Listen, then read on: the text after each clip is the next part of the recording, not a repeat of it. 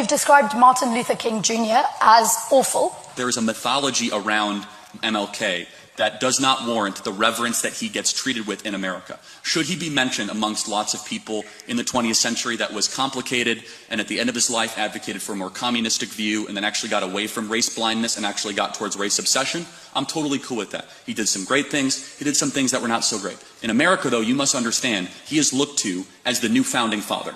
The main contention that I have with the Civil Rights Act and the Civil Rights Movement and how it ended, not how it started, is that we refounded the country fundamentally.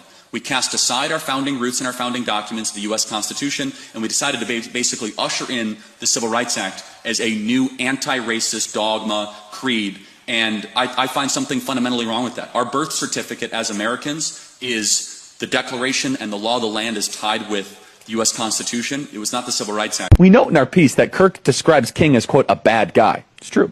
And Kirk's self-described very, very radical view that the country made a mistake when it passed the Civil Rights Act. Also true.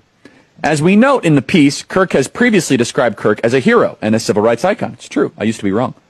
Why does Kirk believe passing the Civil Rights Act was a mistake? Now, again, apparently they don't listen to the show because we do that at least once a week, right? Once a week we talk about why the Civil Rights Act was a mistake. Now, hear me out. I don't condone any of the negative stuff that was being said about Charlie Kirk, and I also made it clear before multiple times I do not agree with everything he says. This is one of the things I don't agree with him on. And I know some people probably took these type of comments like very, very serious. However, I'm aware of some of the stuff that he's talking about. Some stuff you just gotta leave alone, buddy.